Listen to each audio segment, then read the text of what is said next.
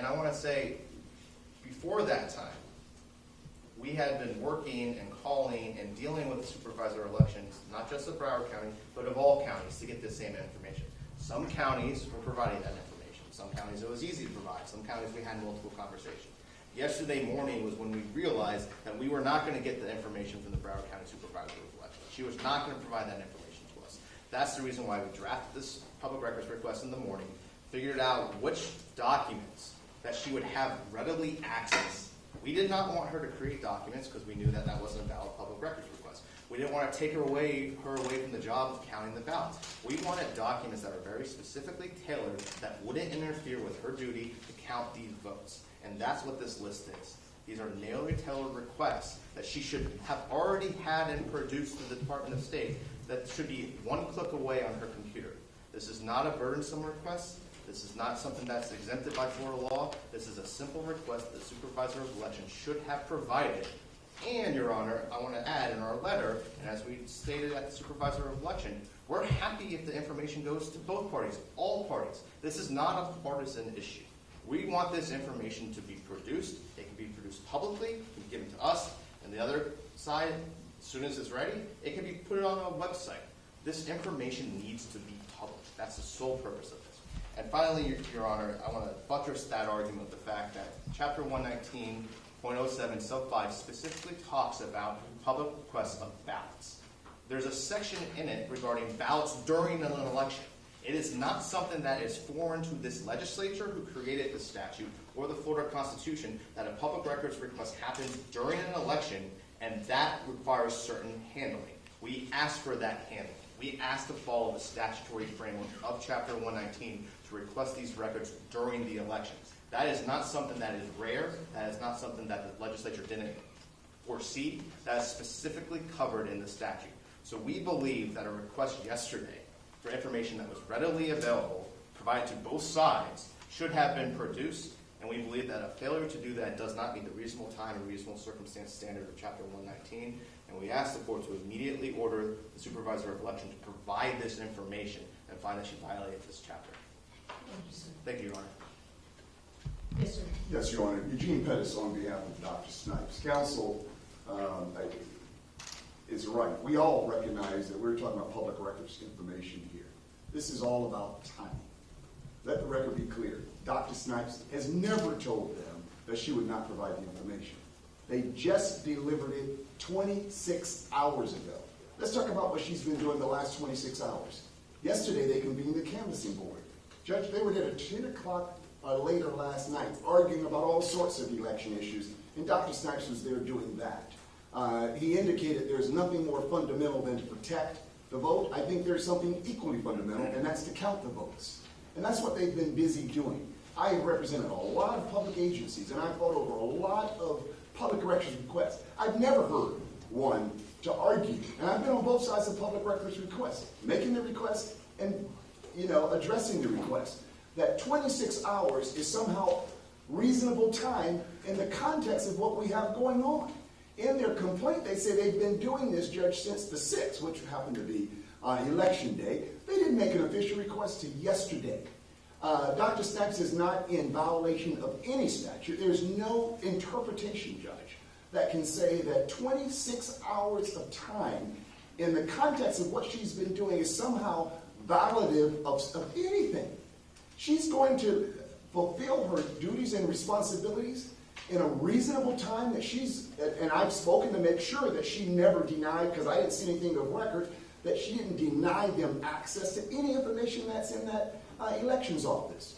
But Judge, we must give reasonable time, just as they believe, and they concluded, what he said, Judge, was not that Dr. Snipes told them that she would not provide it, but they decided that she was not going to provide it.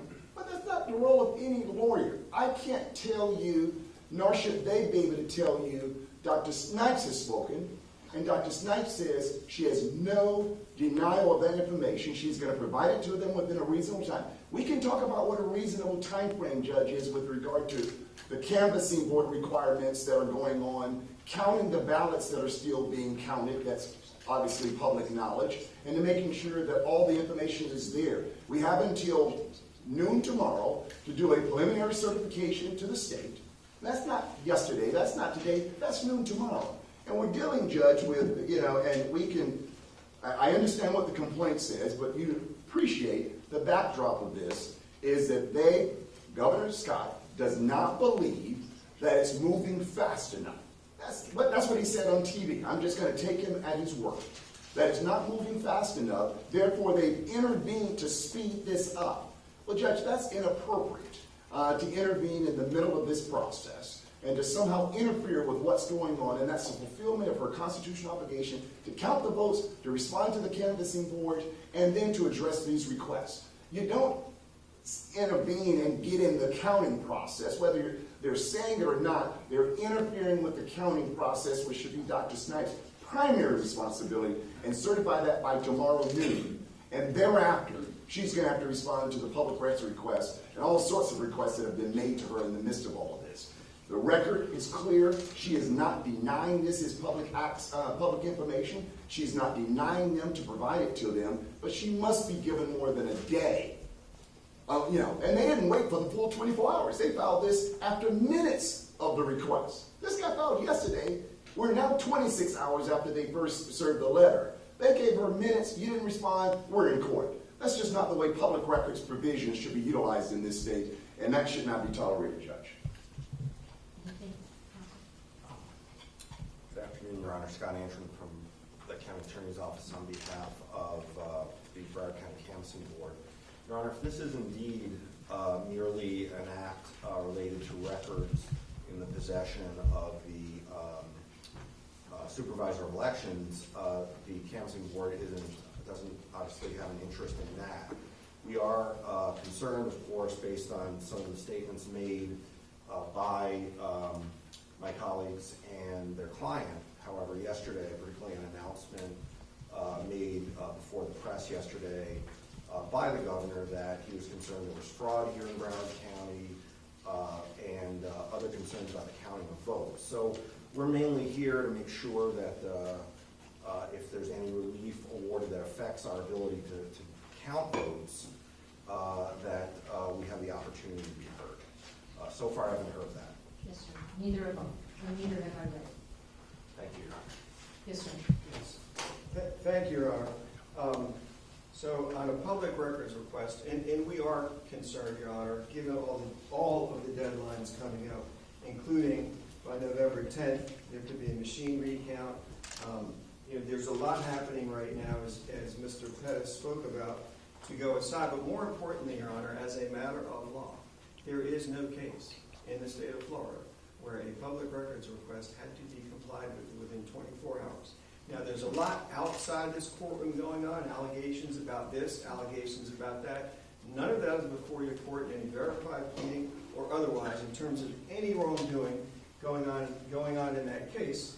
And there have been reports about the Department of Law Enforcement. Steve Bosquet reported today, Your Honor, and the Florida Department of Law Enforcement says it is not. Yeah, I'm just sustaining the objection. I'm not here for anything outside of the pleadings and the requests made within those pleadings. Okay, I understand, Your Honor, but there are things happening outside that are of concern because the case is this would be an unprecedented ruling, Your Honor, to read the statute that says that public records shall be inspected and copied by any person desiring to do so at any reasonable time under reasonable conditions and under the supervision of the custodian of public records. There is no case where 24 hours is a reasonable time. And if there are ever not reasonable conditions to require stop and produce these documents while an election is going on, while certification has to be required, while there's likely to be a manual recount of at least one, maybe three, maybe four, I don't know, and maybe beyond that a hand recount. So Mr. Pettis represented the court. I've known him for years. He represented the court that things will be taken care of, but to order it when there's been no finding of any wrongdoing by the office, and by the way, that can always be handled in an election contest later on if they believe that to be the case. It simply would be unprecedented. There's no precedent for this. And like I said, there cannot be a worse time to order a 24-hour drop everything, give them the documents. Thank you, Your Honor. Yes, sir. Your Honor, briefly, all the outside issues have nothing to do with this case. And I respect the canvassing board attorney for saying and recognizing that this is a very narrow case. This is not a drop everything type of public records request. We didn't ask for every email communication, every text message. This is information that the supervisor of election should have already compiled and saved as a text delineated file on her computer. This should take 10 minutes to do, Your Honor. And so, Your Honor, when under a reasonable time and under a reasonable circumstance, 24 hours to me, Your Honor, is more than enough time to comply with this public records request. This statute specifically recognizes there are situations where a public records request will be made during an active election. The public records request doesn't bar request during that period. The act doesn't say you can't do it. You got to let the supervisor of election do one of her constitutional jobs before she does her other constitutional job. There's no law regarding that. There's no requirement of that. The supervisor of election has a constitutional duty to respond to this public records request. She did not deny the request, but she hasn't responded. The not responding is denying the public records request. This is a simple public records request that the supervisor of election should have and she could be able to comply with within 10 minutes due to the requirements of the Division of Elections and the Department of State. Your Honor, we believe that we're entitled to an order compelling the supervisor of election for Broward County to produce these public records by within 2 hours, because this information should be there, unless the supervisor of election is telling me that this information doesn't exist, which then is a whole different issue. Yes, sir. Okay. I did just receive this complaint this morning, and since this morning until this afternoon when this hearing began, I have been reviewing all of the documents, going through the Florida Constitution as well as Florida statutes, going through the Attorney General opinions with regards to previous cases that have been brought before the court. And upon review of all of that, as well as specific cases, and one of the issues that has been brought up during the hearing and hearing the arguments from both sides with regards about justice and delaying, I reviewed a very recent case out of the 4th DCA with regards to the State Attorney's Office and the School Board of Broward County versus Cable News Network. And within that opinion, it talked about the Public Records Act is to be construed liberally in favor of openness, and all exemptions from disclosure construed narrowly and limited to their designated purpose. When in doubt, the court should find in favor of disclosure rather than secrecy. And they also go on in the concurring opinion to talk about this and essentially say that justice delayed is justice denied. Reviewing Florida Statute 101.5614 talks about the canvassing of returns, talking about the reasonableness of time, because I wanted to know, and that was why I had one of the first questions with regards to when was this letter presented, when was the request made, and I found the Florida Statute 101.5614 subsection 1. As soon as the polls are closed, the election board shall secure the voting devices against further voting. The election board shall thereafter, in the presence of members of the public desiring to witness the proceedings, verify the number of voted ballots, unused ballots, provisional ballots, and spoiled ballots to ascertain whether such number corresponds with the number of ballots issued by the supervisor. If there is a difference, this fact shall be reported in writing to the county canvassing board with reasons therefore, if known. And the total number of voted ballots shall be entered on the forms provided. That is on the very moment that the polls are closed, as soon as the polls are closed. And then I went on and I did some research with regards to election dates. And as been argued here, no later than tomorrow, Saturday, November 10th, is the deadline for the county canvassing boards to file first unofficial results of the general election with the Department of State, pursuant to sections 102.141 Florida statute, no later than noon of the 4th day after a general election. With regards to Florida statute 119.07, inspection and copying of records, 1A, every person who has custody of a public record shall permit the record to be inspected and copied by any person desiring to do so at a reasonable time, under reasonable conditions, and under supervision by the custodian of the public records. Going on to paragraph 5. When ballots are produced under this section for inspection or examination, no persons other than the supervisor shall touch the ballots. If the ballots are being examined before the end of the contest period, in 102.168, the supervisor of elections shall make a reasonable effort to notify all candidates by telephone or otherwise of the time and place of the inspection or examination. All such candidates or their representatives shall be allowed to be present during the inspection or examination. Further, pursuant to the Florida Constitution, Article 1, Section 24, access to public records and meetings. A, every person has the right to inspect or copy any public record made or received in connection with official business of any public body, officer, or employee of the state or persons acting on their behalf. This section specifically includes the legislative, executive, and judicial branches of government and each agency or department created thereunder, counties, municipalities, and districts, and each constitutional officer, board, and commission or entity created pursuant to law or this Constitution. Going back to 2001, when the Attorney General was Bob Butterworth, and he wrote a legal opinion, 2001-37, an advisory opinion, and discussed other cases that had been brought. Sentinel Communications, Inc. versus Anderson. Also, Knight Rider, Inc. versus Stafford.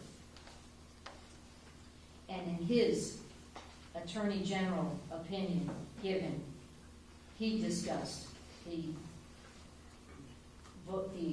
allowance of this information to be disclosed. And these were cases that were going on, once again, during the election as the votes were being counted. This was an overvote and undervote ballots.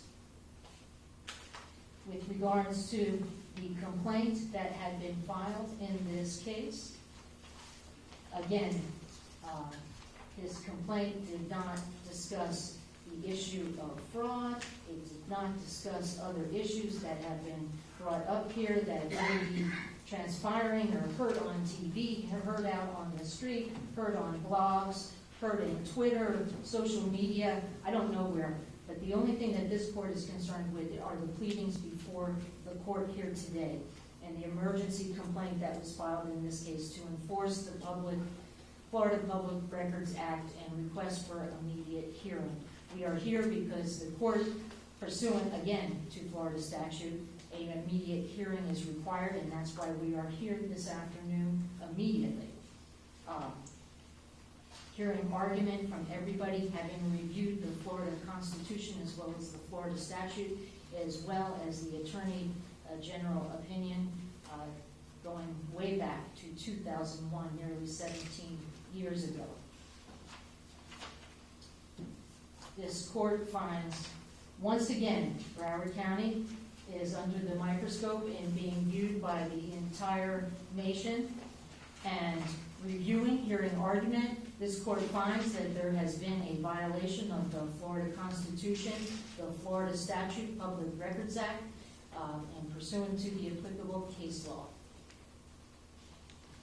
The Supervisor of Elections, Supervisor Snipes, shall allow for the immediate inspection, copying, photocopying of the requested records in paragraph 12 of this emergency complaint, Roman numerals 1 through 7. Again, it's this court's understanding and hearing argument from counsel that this is information that should have already been compiled, already be within the system. And if it's not already in this system, that's a whole nother issue that has not been brought before this court.